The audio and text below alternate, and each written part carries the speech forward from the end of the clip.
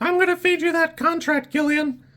But save room in your stomach for my fist, 'cause I'm gonna cram it into you, and then I'm gonna rip out your spine.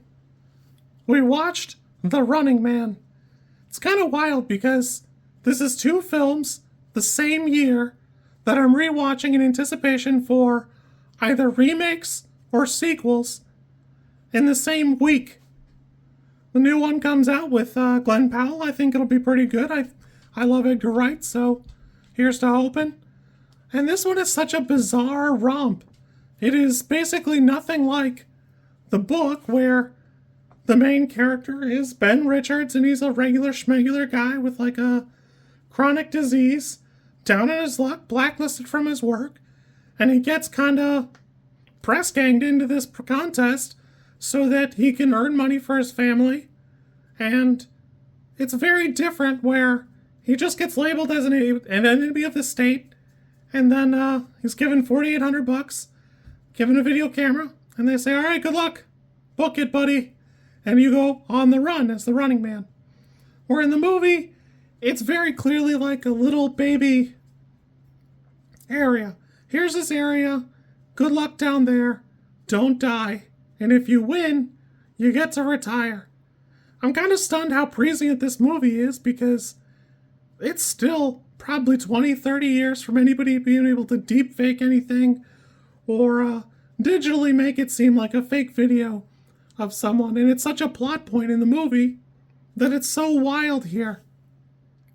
Arnold Schwarzenegger has facial hair at the beginning of the movie, and it just throws me off because he's like, I don't know, it's just bizarre to see. You don't see him that way super often. I mean, you do now, but back then, almost never. There's a lot of facial expressions here that I recognize as him making crazy faces from Total Recall, but it wasn't common for him at the time. In fact, I had to check like his filmography a couple of times, because he's going into the tube and he goes, I'll be back. And you're like, man, is this it? Is this where this comes from? And the answer is no. The Terminator's way before this, like by 3 years, so there's no reason to think it was here. So, there's that. This movie's so bizarre because it's so rife with just straight up cheese most of the time. And like Predator is so well produced and it's so well put together, where the writing here is just not it. There's no depth to anything. I love these one-liners. I could listen to them all day. Chill out. Be cool. I guess he's really blowing up. I don't know. I mean, he says a lot of stuff like that. It's probably not these ones. He had to split. It's such a great bit. But it's so wild to see because it seems like there's a lot going on that it didn't have to be this. I love the edited photography, like the edited video of like the massacre, where they're like, no, he definitely did that shit. It's almost weird in this movie that you see it the way it actually happened, and it's not like a big reveal later. Because you know that Arnold is innocent, and it'd be kind of hard to watch him be like a criminal the whole time. For what it's worth, there's a lot of elements that go into this movie, and a big part of it is producers didn't think that audiences would be intelligent enough to grasp it. Like when they deepfake the death of Arnold and the romantic interest, they go, no, I don't. People are not going to be smart enough to figure this out. You gotta change it, and that's probably true of a lot of stuff here. This movie is so embracing elements of the 80s, it never gets away from it. Paula Abdul choreographs the pre-show dance sequence, and boy, does that go on for like almost a full 10 minutes. There's a lot of it, and it's just constantly here. Not that it's bad, I think it's good, I think it's presented well, but even like the jazzercise dance aerobics bit, like that's a big part of this movie because that's the best case scenario for a slayer. If you want to be a slayer and live, Jesse Ventura is living his best life as a slave to the company. He's living well, but it's super clear that he's doing stuff he doesn't want to. And it seems pretty clear that the other slayers know. Your option is that or to get melted in the warehouse off where nobody goes. This movie is so old that you can now find interviews that, like, in 2015, Paul Michael Glaser, the director, said Christopher Reeves was attached to be the main character. And then the original director, Andrew Davis, dropped out, so they hired Paul Michael Glaser. Schwarzenegger himself says that Glaser sucks, and he shot the movie like a television show, stripped out all the deeper meaning. So it's kind of wild because there's such a rich, dark tone to the original book, and a lot of it's just gone because it's so full of cheese. There's like this element of American Gladiator. There's this weird game show thing, which, thematically works, but it's almost too much.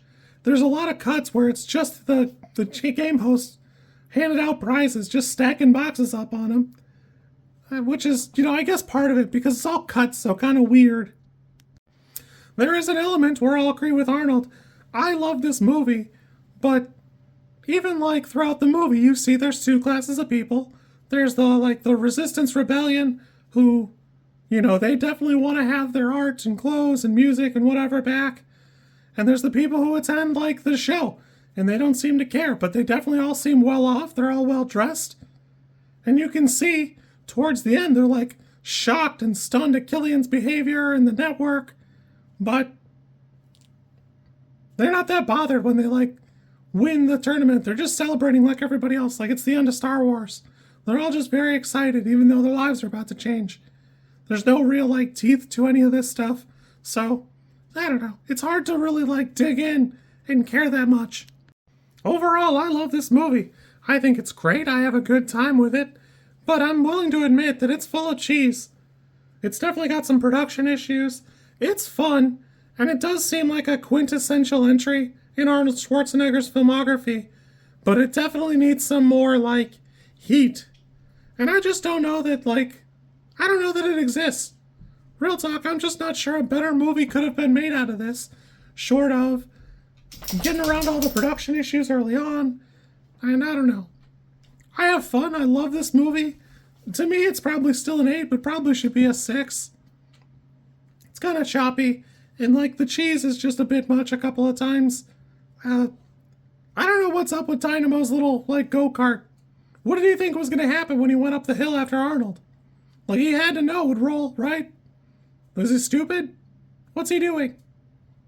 Of all the killers, this one's the goofiest one, and somehow still a rapist. I don't know, man. Overall, I like this movie. I love it a lot, but it's got some corny bits on a rewatch that, man, I don't know. I just have a hard time defending. If you like this content, I'm supposed to ask you to like, comment, and subscribe. I think like is here, and comment is probably down there, and subscribe over there somewhere too, I think. I don't know how many times this snippet is gonna make it into a video. Everybody says you should do it this way, and I always thought it was just an annoying thing other YouTubers did. And as you know, I am bad at editing, so if you like it, great, I'm happy for you. If you don't like it, I'm sorry.